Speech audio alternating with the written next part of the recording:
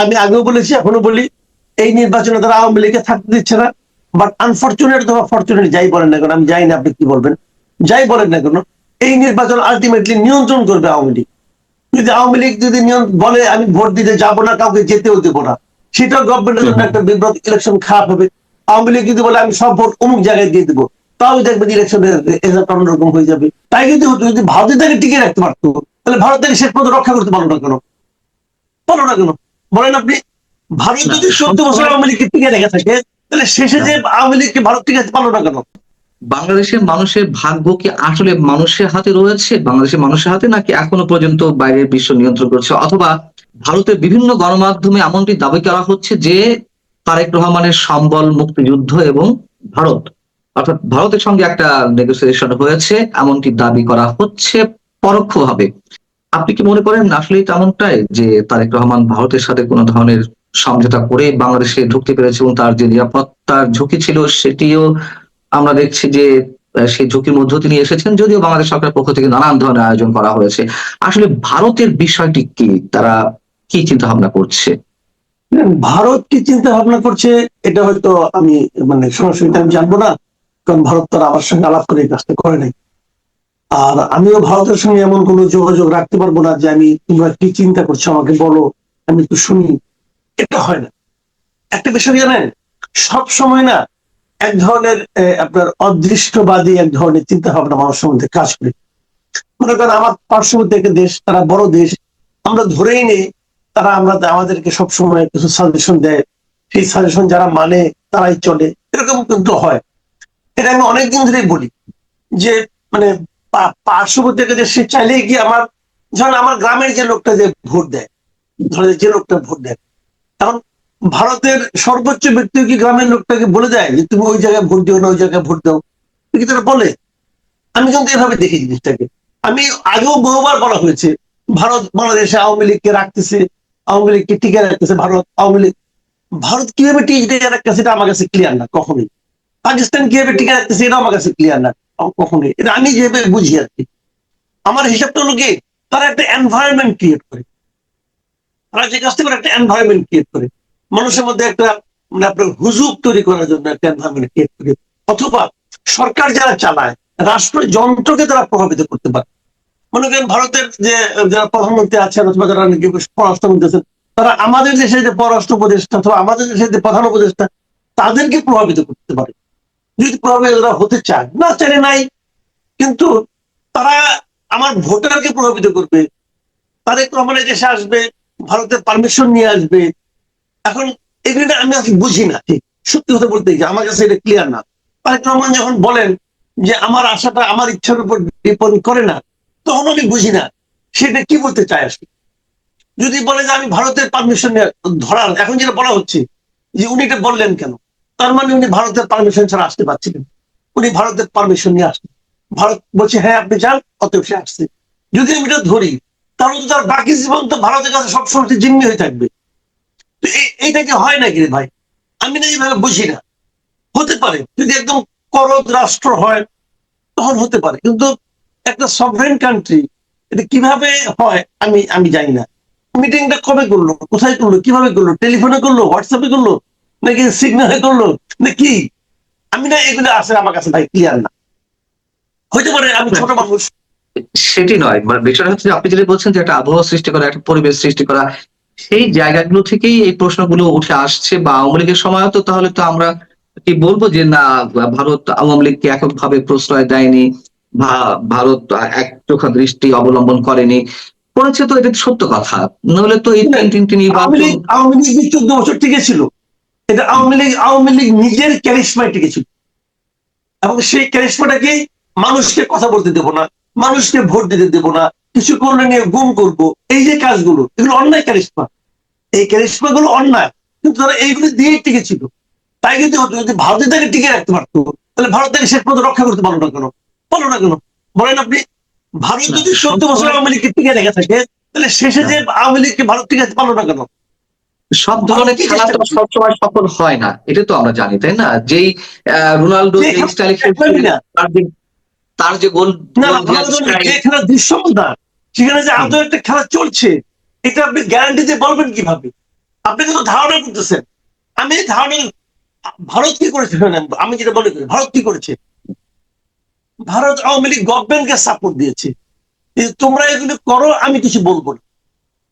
এখন এই গভর্নমেন্টকে ভারত সাপোর্ট দিচ্ছে না, বাংলাদেশের গভর্নমেন্ট যা কিছু করতেছে ভারত কিন্তু ওখানে বিরোধিতা করতেছে, না এটা ঠিক হচ্ছে না, ওটা ঠিক হচ্ছে না বলতেছে, কিন্তু আমাদের হিন্দুদেরকে তোমার মারতেছ, ওটা করছে বলতেছে।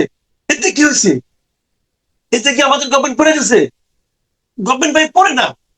আপনি দেখেন আমাদের বিষয় নিয়ে ভারতের সমস্ত মিডিয়া এবং ভারতের গভর্নমেন্ট পর্যন্ত বলতেছে এগুলো অন্যায় হচ্ছে, অন্যায় হচ্ছে, সারা দুনিয়াকে তারা বলতেছে অন্যায় হচ্ছে, তারা বলতেছে। এতে কি আমার গভর্নমেন্ট পড়ে গেছে? আবার ভারত যখন শেষ দিন পর্যন্ত শেখ হাসিনাকে সাপোর্ট দিছে, শেখ হাসিনা গভর্নমেন্ট ভারত টিকে রাখতে পারছে? পারে নাই তো ভাই।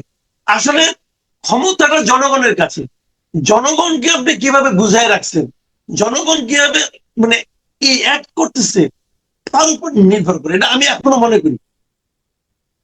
আপনি মনে করছেন অবশ্যই আপনার তো নিজস্ব একটা চিন্তা ভাবনা রয়েছে, কিন্তু আমি যদি প্রশ্নটা এইভাবে করি যে টিকে রাখার ক্ষেত্রে অর্থাৎ আন্তর্জাতিক বিশ্বে যাতে টিকে থাকতে পারে, যেমন ভারত যদি আওয়ামী লীগকে সাপোর্ট না করতো, আন্তর্জাতিক বিশ্ব থেকে যে সমর্থন গুলো আওয়ামী লীগ আদায় করেছিল টিকে থাকার জন্য, যখন প্রতিবেশী রাষ্ট্র হিসেবে ভারত তাকে সাপোর্ট করলো, অন্যান্য রাষ্ট্রগুলো তখন তাকে সাপোর্ট করা শুরু করলো। এই যে একটা সমর্থনের বিষয়টি পরবর্তীতে এসে বিভিন্ন চুক্তি, বিভিন্ন ধরনের বৈশ্বিক যে নানান ধরনের লেনদেন কিংবা আস্থায় নেওয়া, এগুলো তো ভারত তো দুতিয়ালি করেছে আওয়ামী লীগের পক্ষে, তাই না? নাহলে তো আওয়ামী লীগ টিকে থাকতে পারতো না। সেম অ্যাজ এই সরকারের ক্ষেত্রে, ডক্টর ইউনূস সরকারের ক্ষেত্রে যে অভিযোগটি রয়েছে, বা ভারত তো সরাসরি কথা এইভাবে বলছে নির্বাচিত সরকার এলেই সম্পর্ক উন্নয়ন হবে, তার মানে পরোক্ষভাবে এই সরকারের সাথে কোনো ধরনের সম্পর্ক উন্নয়ন তারা চাইছে না, আগামী 2-1 মাসে চাইবে কিনা আমি জানি না। বিষয়গুলো হচ্ছে এই যে আন্তর্জাতিক নানান ক্ষেত্রে বাংলাদেশের যেই প্রাপ্তিগুলো ছিল বা সুযোগগুলো ছিল, ভারত শুধুমাত্র সমর্থন না করার কারণে সেদিক থেকে পিছিয়ে যাচ্ছে, পিছিয়ে যাওয়ার কারণে সরকারগুলো দুর্বল হয়ে যাচ্ছে। সেই দুর্বলতার জায়গা থেকে সরকারের পতন কিংবা দুর্বল হয়ে টিকে থাকার বিষয়গুলো ঘটে, এরকম কি হয় না? হয়, এখন তো হচ্ছে। আমার দেখা মতে আমি তো ভাই মানে এই দেশের জন্ম থেকে তো আমি দেখতেছি, আমার দেখা মতে বাংলাদেশ বর্তমানে যে সরকার আছে তাদের সঙ্গে ভারতের যে সম্পর্ক, এত বৈরী সম্পর্ক আমি আমার জীবনে কখনো দেখিনি। এত বৈরী সম্পর্ক আমি দেখিনি, আমি এখনো দেখিই নাই যে এই সরকারে, বাংলাদেশের এই যে বর্তমান সরকার আছে, এই সরকারের কোনো একটা কাজে ভারত এর পর্যন্ত সমর্থন দিচ্ছে আমি দেখি নাই। কিন্তু তারপরে কি সরকার টিকে আছে না? আছে তো। এই সরকারকে জিজ্ঞাসা করেন আপনি কি অস্বস্তিতে আছেন, আপনি কি খারাপ আছেন, বলবেন না আমরা খুব ভালো আছি, তারা খুব ভালো আছে। এবং এই সরকারের পতন ভারত ঘটাতে পারবে? পারবে না তো, যুদ্ধ করতে হবে। তারা কি করে নাই বলেন? আমাদের যে সমস্ত পণ্য ভারতে আমরা রপ্তানি করতাম তার মধ্যে 11টা-12টা পণ্য তারা বন্ধ করে দিচ্ছে, আবার কোনো পণ্য এমন করছে যে দিতে পারবা মুম্বাই পোর্টে যে দিতে হবে, মানে এখানে দিতে পারবা না, মুম্বাই পোর্টে যেতে হবে। মানে এগুলো তো ইয়ার্কি ফাজলামি না, ইয়ার্কি ফাজলামি তো করতেছে আমাদের সঙ্গে। তো কি হয়েছে আমাদের এগুলো? হ্যাঁ, দীর্ঘমেয়াদে সমস্যা হয়, দীর্ঘমেয়াদে অর্থনৈতিক দুর্বলতা চলে আসে, অর্থনৈতিক সংকট তৈরি হয়। আমাদের দেশের মানুষ ভারতে যাইতে পারতেছে না, চিকিৎসার জন্য যারা যায়, যারা শিক্ষার জন্য যায়, তাদের এইটা ভিসা কেন্দ্র বন্ধ করে আবার ওখানে আমরা করতেছি, আমরা বন্ধ করতেছি, সবগুলো কিন্তু একটা বৈরী পরিবেশ। তারপরেও অন্তর্বর্তীকালীন সরকারের মধ্যে এটা তো সবচেয়ে বেশি দিন টিকতেছে, 1.5 বছর তো হয়েই গেল, 111 বাদ রাখি, তো এটা তো আসছে রে ভাই। বিষয়টা হলো কি জানেন, আমি বলি আপনি, আমি যেটা মনে করি, যারা নাকি এখন বলতেছে তারে তোমার ভারতের পারমিশন নিয়ে ঢুকছে, আমি ভাই এত সরলীকৃত সিদ্ধান্তে পৌঁছি না। অন্য কিছু হতে পারে, উনি কি বলছেন আমি জানি না, কিন্তু ওনার ওই পোস্ট আমার পছন্দ হয় না, যে অন্য কারোর উপর আপনাকে ডিপেন্ড করতে হবে কেন?